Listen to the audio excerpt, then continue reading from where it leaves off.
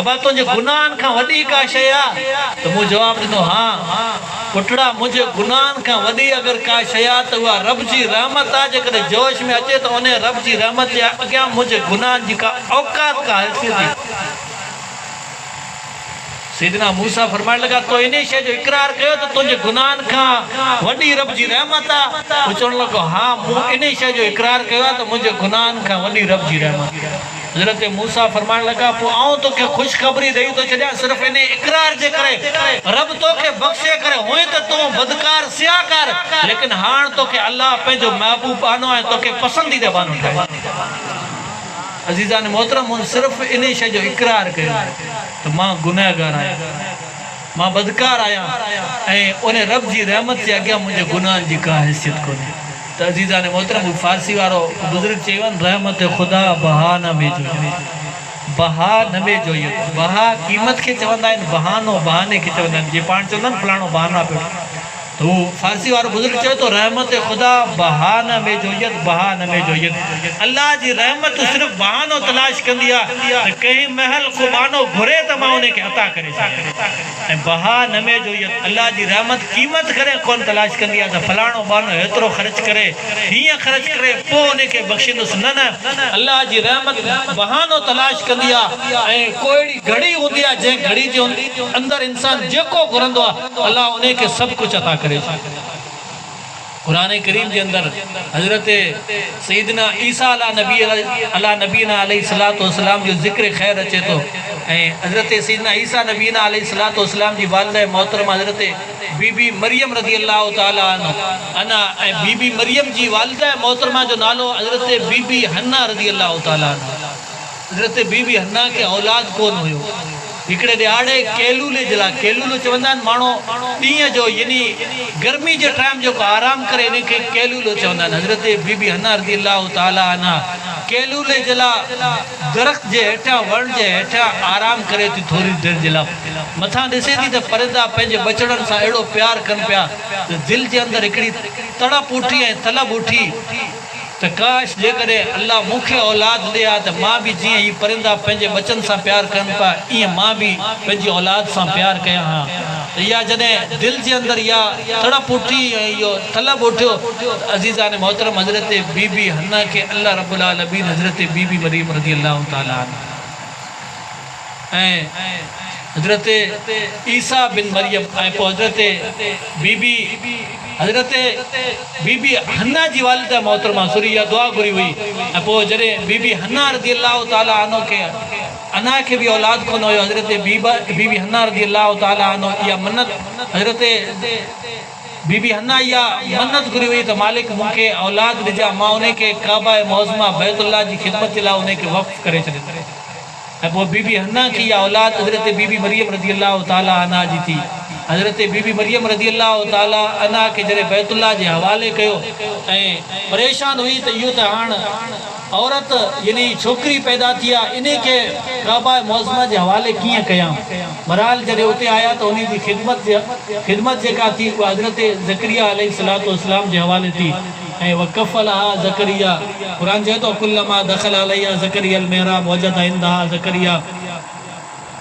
इहो कुरानदाज़ियूं कयूं वियूं पोइ कुरानदाज़ी में हज़रत ज़करिया जो नालो आयो आहे हज़रत ज़करिया हज़रत बीबी मरियम जी परवरिश ऐं सारो संभाल हज़रत बीबी मरियम जे हवाले हुयो ऐं जॾहिं जॾहिं हज़रत ज़करिया अलैहिस्सलातु वस्सलाम ॿाहिरि वेंदा हुया त बीबी मरियम रज़ी अल्लाह तआला अन्हा खे हुजरे जे अंदरि बंदि करे ॿाहिरां तालो लॻाए करे हलिया वेंदा हुया औरत ज़ात हुई ऐं उन जी सारो संभाल बि ज़रूरी हुई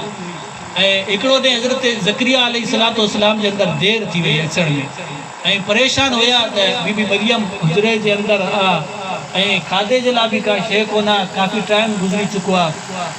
हज़रत ज़करिया अलैहिस्सलातु वस्सलाम दौड़ंदे दौड़ंदे हुजरे मरियम ते पहुतो आहे तालो खोले थो अंदरि ॾिसे थो त उते फल ऐं फ्रूट पिया आहिनि उते फल ऐं फ्रूट ॾिसी करे अजब जे अंदर पइजी वञे पियो थो। क़ुरान चए थो कुल्लमा दख़ल अलैहा ज़करिया अल महराब वजद इंदहा रिज़्क़ा। हज़रत ज़करिया अलैहिस्सलातु वस्सलाम खे औलाद कोन हुई ऐं इन सिक जे अंदर हज़रत बीबी मरियम जी परवरिश पे कयां त मालिक मूंखे त औलाद कोन ॾिनी। हाणे मुंहिंजी उमिरि बि वधी वई आहे, मुंहिंजी घरवारी जी उमिरि 80 खां मथे थी वई आहे, 120 जे क़रीब मुंहिंजी उमिरि बि 80 थी वई आहे, हाणे किथां औलाद ईंदी। लेकिन जॾहिं हज़रत बीबी मरियम जो हुजरे पाक जे अंदर दाख़िल थियो आहे त उते बेमौसमा फल ॾिठा, मौसम ई कोन हुई उन्हनि फलनि जी, ऐं बंदि कमरे जे अंदर ॾिठा आहिनि त परेशान थी विया। क़ुरान चयो त कुल्लमा दख़ल अलैहा ज़करिया अल महराब वजद इंदहा रिज़्क़ा क़ाल या मरियम अन्ना लकी हाज़ा। चवण लॻो त ऐ मरियम ही फल किथां आया? फरमाइण लॻा त तूं त मूंखे बंदि करे हलियो वएं, लेकिन उहो रब इन शइ ते क़ादिर आहे त बंदि कमरे जे अंदर बि फल ॾेई सघे। हालांकि काबा मौज़मा भर पासे आहे ऐं जॾहिं हज़रत ज़करिया अलैहिस्सलातु वस्सलाम इहो अजीब मंज़र ॾिठो आहे त बंदि कमरे जे अंदर जेको रब फल ॾियण ते क़ादिर आहे त उहो रब मूंखे इन उमिरि जे अंदर औलाद ॾियण ते बि क़ादिर।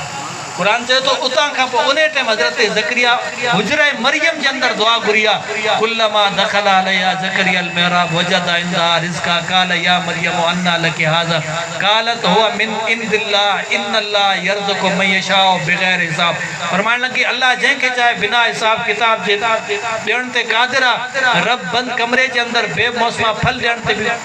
इन शइ ते क़ादिर आहे। त क़ुरान चए थो हुनालिक दआ ज़करिया रब। हज़रत ज़करिया उते भी करे दुआ करण लॻो रब हबली मिन लदुनका ज़ुर्रियतन तय्यबा। मालिक मूंखे पाक ऐं साफ़ औलाद अता। हालांकि काबा मौज़मा जे अंदर कॾहिं दुआ कोन घुरी, दुआऊं शायदि घुरियूं हूंदियूं, लेकिन उहा दुआ एतिरी जल्दी क़बूल कोन थी। लेकिन दुआ जो वक़्तु हूंदो आहे, को घड़ी हूंदी आहे, रब जी रहमत जोश में हूंदी आहे। ख़बर हुई त जेको रब बेमौसमा फल बंदि कमरे जे अंदर ॾियण ते क़ादिर आहे, उहो रब हाणे ज़करिया खे औलाद ॾियण ते बि क़ादिर आहे। हुनालिक दआ ज़करिया रब्बहू क़ाल रब हबली मिन लदुनका ज़ुर्रियतन तय्यबा। अञा दुआ पूरी करे मस अञा हथड़ा हेठि कया फनादतहुल मलाइकतु व हुवा क़ाइमुन युसल्ली फिल महराब अन्नल्लाह युबश्शिरुका बियहया मुसद्दिक़न बिकलिमतिन मिनल्लाह सय्यदन व हुसूरन व नबिय्यन मिनस सालिहीन। कुरान इन शइ जी गवाही दे तो जॾहिं हज़रत ज़करिया इहा दुआ घुरी आहे त फनादतहुल मलाइका त फ़रिश्तो